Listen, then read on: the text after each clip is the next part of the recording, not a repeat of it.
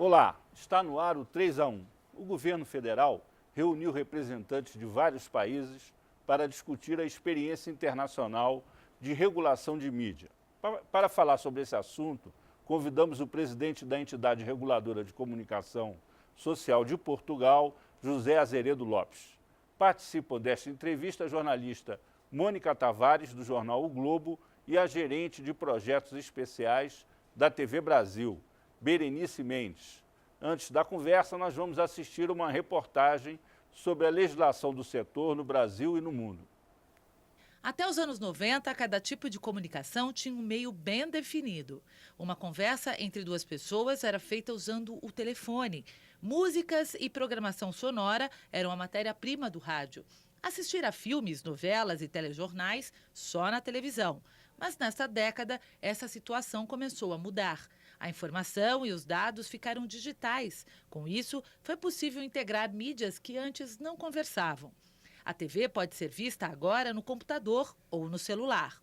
É a chamada convergência de mídias. Com uma nova realidade tecnológica, econômica, política e social nas comunicações, os países se viram desafiados a reorganizar o setor neste ambiente. Nos Estados Unidos, aconteceu a maior reforma desde que a principal lei do setor foi aprovada em 1934. Na União Europeia, as regras gerais para a TV também foram totalmente reformuladas. Até os latino-americanos aprovaram suas leis, como foi o caso recente da Argentina. Enquanto isso, o Brasil continua com uma legislação atrasada. O Código Brasileiro de Telecomunicações, que trata da TV e do rádio, é de 1962. Este ano, uma equipe comandada pela Secretaria de Comunicação Social do Governo começou a elaborar um anteprojeto de marco regulatório para o setor.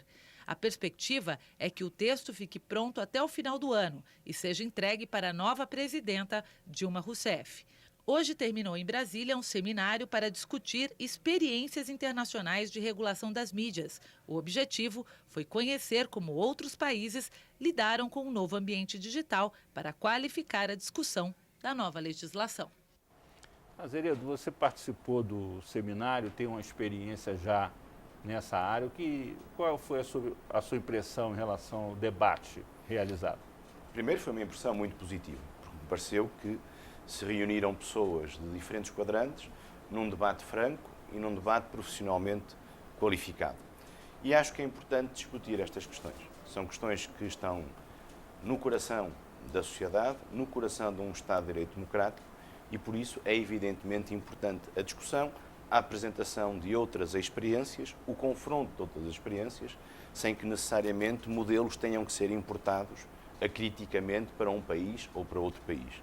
E o que eu vim aqui fazer foi tão simplesmente apresentar como é que em Portugal estamos a encarar a questão da regulação da comunicação social e da regulação das telecomunicações. Doutor José, nós vimos na matéria agora que a legislação brasileira é de 1962.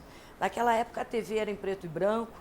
Se a gente precisasse fazer um interurbano ou um telefonema internacional, tivesse dinheiro para isso, de tão caro que era, a gente teria que sofrer aí uma demora de 6 horas, 8 horas. Correspondência era carta e, se fosse urgente, telegrama. Então, é óbvio que essa legislação não atende essa fantástica transformação tecnológica que nós vivemos hoje.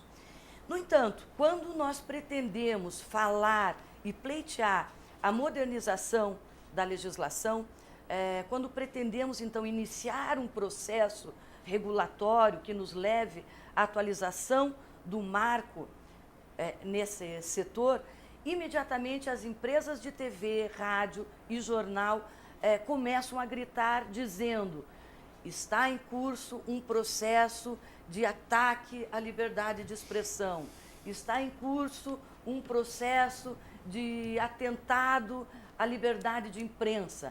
Então eu gostaria de lhe perguntar, regular é sinônimo de censurar? Não, não é. Não é sinónimo de censurar, não é sinónimo sequer de controlar o que quer que seja em matéria de conteúdos. Este é um debate que é comum e que já aconteceu noutros países. Não se pense aqui que o Brasil é uma originalidade no momento em que se fala na hipótese de regulação da comunicação social.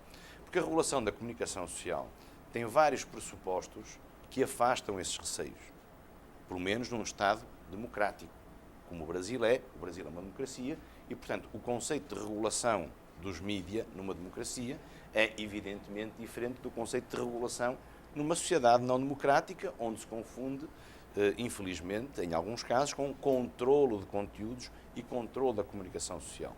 Ora, a ideia fundamental que está por detrás da regulação é a seguinte: não há nenhuma liberdade numa sociedade democrática que seja absoluta, isto é, que possa impor-se a outras liberdades. Isto vale para os nossos direitos, como vale para a concepção que tínhamos da liberdade de imprensa. Azeredo, então, por que não a autorregulação? Por que a necessidade do órgão regulador? Há aí duas questões. A autorregulação, em princípio, não pode ser imposta. A autorregulação tem que partir do próprio meio, agregando, por exemplo, representantes das empresas e representantes dos jornalistas. É um problema, aliás, que nós temos em Portugal.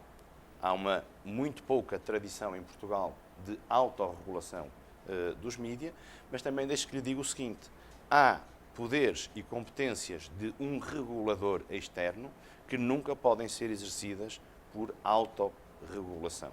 Ou seja, há campos diferentes para a autorregulação e para a heterorregulação ou regulação pública, que é aquela que eu neste momento exerço como presidente do regulador português. Quem é o destinatário da regulação?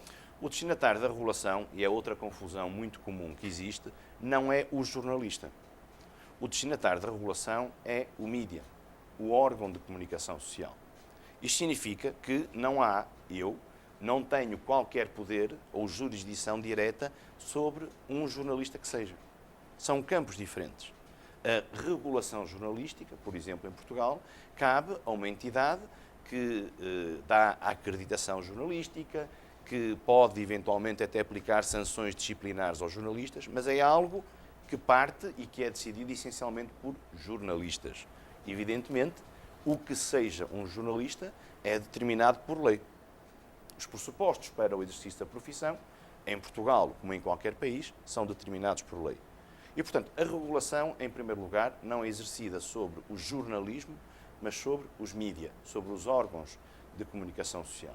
E a ideia de que